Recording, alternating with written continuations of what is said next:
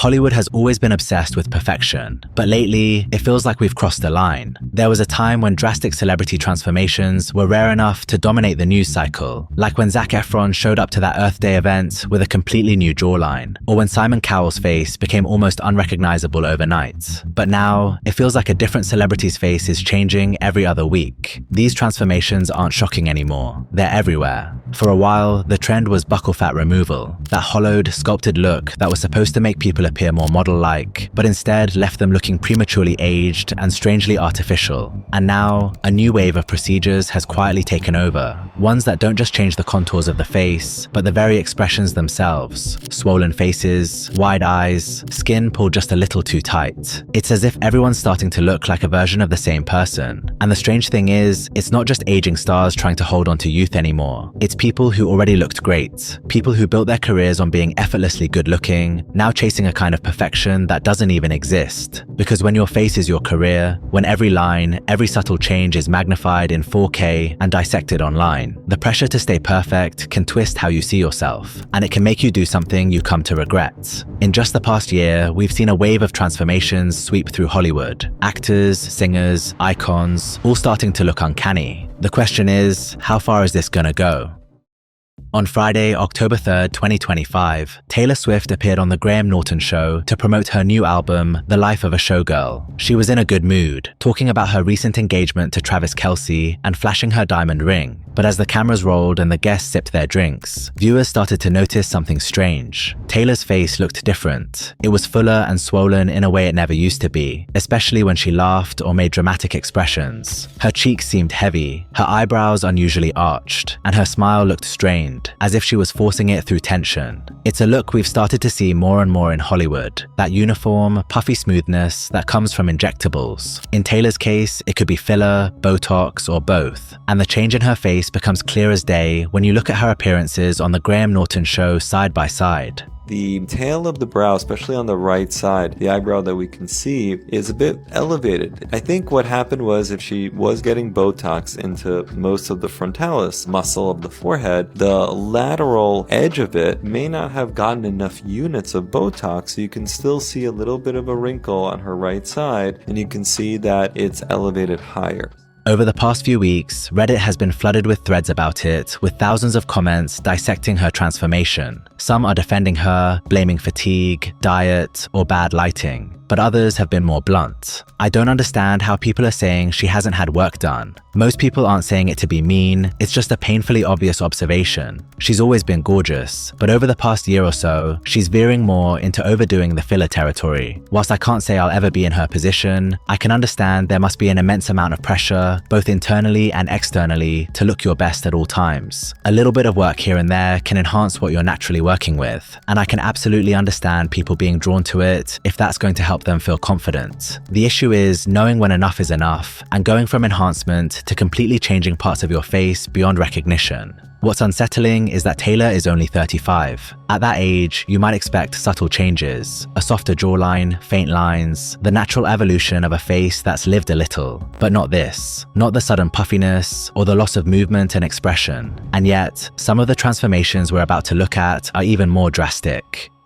Ryan Gosling is one of Hollywood's most recognizable leading men. For years, he was admired for his rugged, masculine look, the kind of face that, paired with real acting talent, could carry an entire film. But in recent years, his appearance has changed dramatically. His features have rounded out, and he now appears far more feminine than he ever did before. This shift became especially clear in 2023 with the release of Barbie. Ironically, the man once celebrated for his natural masculinity now looked almost as plastic as the doll he was portraying. In promotional photos and interviews, his face appeared plump and swollen, a heavily overfilled look that made his skin seem tight and glossy. Has Ryan Gosling gone too far with the fillers? Let's look at his face transformation through the years to see the changes that have been made. Looking back to 2011, he's always had very masculine looking features, well-structured cheekbones, nose, a square jawline, and a wide chin. There's a certain part of his face which is very characteristic of his appearance, and that's this mid-face flatness. Again, you can see this here where the face has a sunken-like appearance. In 2021, this is likely where the filler treatment started. Notice a change in this area of the face where it looks much fuller and less sunken, which seemed perfectly timed for when the promo shots for Barbie came out in 2022. A year later, in 2023, this is where I think it starts to look overfilled. There's 6 years difference between these two photos, and it's clear to see the change in his facial proportions and the fullness to his mid-face and cheeks. This is further exacerbated on dynamic movement of the face when someone smiles, and this appearance is classic of what I see when someone's had too much filler put in this area. Many fans and media outlets have linked this change in Gosling's appearance to his wife, Eva Mendes. Like Ryan, Eva was once considered a beauty icon, known for her striking features and roles in films like Hitch and The Place Beyond the Pines. But as she got older, her face began to change too. She started to look noticeably more bloated and stiff, leading to speculation that she'd become a frequent user of facial fillers and Botox. I love taking advantage of a new any kind of facial treatment, as long as it's not permanent. Now, people think that Ryan has followed a similar path, influenced by Ava's own cosmetic routines, or simply by the relentless pressure in Hollywood to stay youthful. But at least, those kinds of procedures can be reversed. What Emma Stone did to her face can't. Emma Stone has been in the movie business for years. From Easy A to Poor Things, we've watched her grow up on our screens, and we've come to know her distinct look. The button nose, the defined jawline, the hooded eyes. But earlier this year, that image changed when she appeared at the Eddington film premiere. Do you notice Emma Stone looking a bit different? At 36 and at the recent Eddington film premiere, her face looked noticeably more defined and lifted. Her brows sit higher, especially the tails, the eyelids are more visible, and her eyes have a more almond-like shape. By the time she attended the Eddington premiere in June 2025, her pixie cut, which she'd debuted at the start of the year, had grown out, giving her a softer frame and a slightly different look overall. It's a familiar pattern in Hollywood, a change in hair or styling arriving just as a face starts to look unfamiliar. Whether by coincidence or design, it can soften the shock, and often it even distracts from the real transformation. But in Emma's case, the changes to her face were noticed right away. Her eyes had always been one of her most defining features, that slightly hooded look that gave her face a unique, natural charm. And now, that character was gone. What stands out to me is the appearance of the upper eyelid area. The feature that she may have wanted to address is that hooding that we mentioned that she had from a young age. A common procedure to address this is called an upper blepharoplasty or an eyelid lift, where a surgeon removes a conservative amount of skin and leaving enough behind so you have no problems blinking, and that can improve the hooding and kind of improve the ability to wear eyeliner or eye makeup if that's something that someone chooses to do. Hooded eyes can give a sleepier appearance because the extra fold of skin partially covers the eyelid, creating a natural heaviness to the gaze. That's why many people opt for an upper blepharoplasty, to remove that excess skin and make the eyes appear more open, lifted, and youthful. But the eye area is also one of the most expressive parts of the face, so even small changes there can completely alter how someone looks. And that's exactly what we see with Emma. The majority of the online discourse around her transformation began after this procedure, even though she's been subtly tweaking her appearance for years, from minor adjustments to her lips to subtle refinements in her nose. And in 2024, when I compare back to 2009, what I'm seeing is that the upper lip now has more general volume. And now we're getting closer to a 1-to-1 upper to lower lip ratio. And as we discussed earlier, I am seeing some filler migration that's going beyond the upper vermilion border. In 2013, at the age of 25, I'm seeing that there are some signs of a potential rhinoplasty procedure. You can see that there's increased nostril show, both on frontal view as well as the 3/4 view. And also, the tip to me looks more refined and it appears slightly more lifted or rotated. Despite the changes taking away some of her original charm, Emma still looks natural and believable. But the same can't be said for Kris Jenner. Kris Jenner is no stranger to transformation. For years, the Kardashians have been the face of cosmetic enhancement and image obsession, a family that built an entire empire around beauty and branding. But even with everything we've come to expect from them, Kris's latest look has turned heads. In May 2025, Kris appeared in a series of Instagram posts looking dramatically different. Her face looked tighter, smoother, and more lifted than ever, with the skin around her jaw and neck pulled high to match. Within hours, screenshots were circulating across social media with comments like, "What happened to Kris Jenner's face? And that's not the same woman." Plastic surgeons and aesthetic experts quickly weighed in, suggesting she'd had a deep plane facelift, one of the most invasive surgical procedures for facial rejuvenation. There is no non-surgical technology or technique or procedure that can create change like this. The only true way to improve the shape of the face and return it back to its more youthful look is through surgical procedures. Kris Jenner's recent transformation represents somebody who's had a facelift. The surgery typically involves incisions made along the hairline and around the ears, allowing the surgeon to access and reposition the deeper structures of the face, the muscle, fat, and connective tissue beneath the skin. The goal is to restore youthful definition along the jawline and neck while reducing sagging, but it can also leave fine scars near the temples and ears and carries risks like swelling or temporary nerve weakness. It's designed to lift not just the skin, but the underlying muscle and tissue, creating a pulled, almost sculpted appearance. But all of that change comes at a cost. According to the US Sun, Kris's facelift cost her $150,000. Out of all the transformations we've looked at so far, this one easily sits at the top of the scale, both in terms of risk and price. But unlike most celebrities who go to great lengths to hide their cosmetic work, Kris has been unusually open about hers, even publicly thanking her surgeon, Dr. Stephen Levine. He's a very talented young man. What many people don't realize, though, is that this wasn't Kris's first facelift. These days, everyone's talking about Kris Jenner's new look, but back in 2011, she admitted to having her first facelift. Before that surgery, she had a softer jawline and mild neck laxity, and after, you can see that sharp jaw to neck transition. The truth is, there's no stopping aging. Even with 2 facelifts, it always catches up eventually. But in Kris's case, the procedures seem to have done exactly what she wanted. The response to her transformation has been largely positive, with many saying how refreshed she looks. But for every success story, there are plenty that don't go as planned. And in Bradley Cooper's case, his transformation has everyone asking the same question: what went wrong?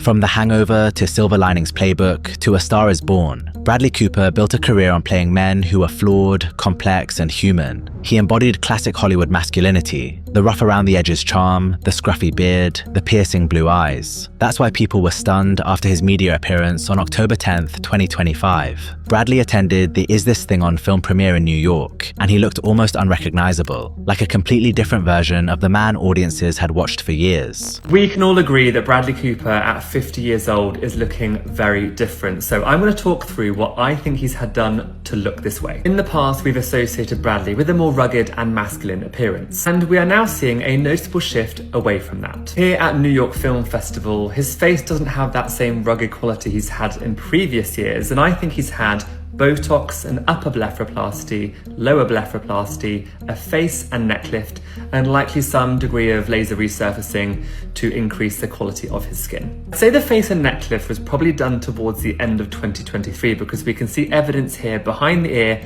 and this appearance is typically what you see a few weeks after the operation. Comparing this photo from 2020, there's also signs here which suggest a facelift. Notice the change in contour of the earlobe and how in the after here, it's more attached to the face. Overall, his face has a more refined and lifted appearance to it, but many people are saying that it looks too much. Most comments online haven't been kind, and a lot of people are now comparing him to Barry Manilow, another star who's known to have had heaps of cosmetic work done. While the facelift clearly changed his appearance, it's not what's drawn the most attention. Just like in Emma Stone's case, the giveaway is the eyes. Bradley always had a slightly hooded, heavier eye area, a feature that added mystery and intensity to his face. But the upper bleph erased that completely, opening his eyes so much that they now look unnatural on him. And because his eyes were already one of his most distinctive features, the change is impossible to miss. What I think is the real issue here is his upper blepharoplasty. For that, you really want some subtlety in a male patient.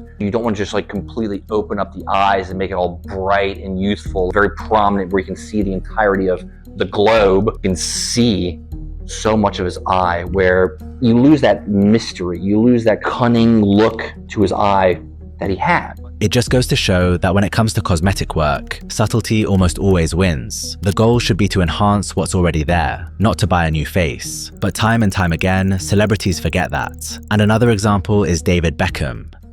David Beckham isn't just a football legend, he's one of the most recognizable faces on the planet. His success on the pitch made him a star, but it was his looks and sense of style that turned him into a global icon. However, over the past few years, that face has started to change. There's long been speculation about a hair transplant, but what's happened since has been harder to ignore. His mid-face now looks much fuller and unnaturally inflated, completely different from the lean, angular features he was once known for. It's particularly obvious in this September 2025 ad he did for Verizon. This FIFA World Cup, Verizon is bringing fans as close to the action as I like to be. As people age, facial fat naturally decreases, yet Beckham's cheeks look almost twice the size. There's only one way that happens. Hair transplant, Botox to multiple areas of his face, and then his midsection of his face looks much fuller, so I'm thinking possibly some mid-face restoration using dermal fillers. He's fallen into the same trap as Ryan Gosling, and it's not all that surprising. Male beauty standards are becoming just as brutal as those for women, and there's no clearer proof than seeing some of the most attractive men in Hollywood desperately trying to alter their faces. But again, injectables are the lesser evil. They can be reversed. Surgery, on the other hand, is permanent, and in Mandy Moore's case, the results speak for themselves. Mandy Moore has always been seen as one of Hollywood's more wholesome figures, the kind of celebrity who seemed grounded, genuine, and refreshingly natural. From her early pop career to her breakout roles in A Walk to Remember and This Is Us, she built a reputation on authenticity, both in how she acted and how she looked. She's always had a youthful, bright appearance, even as she's entered her 40s. But in October 2025, something changed. At the Step Up Inspiration Awards in Los Angeles, she was photographed looking noticeably different. Her face showed far more fine lines and wrinkles than it had just months earlier, and there was something else that felt off, a subtle change that people couldn't quite put their finger on. Mandy Moore has always had that beautiful girl next door look with a slightly fuller face, beautiful full cheeks, and always had a little bit of a more hooded eyelid, which all contribute to her looking a little bit younger than she is. That beautiful facial volume has really allowed her to keep that youthful appearance and keep her looking young. As a hooded eyelid ages, and Mandy Moore is 41 now, you can appreciate that she starts to develop some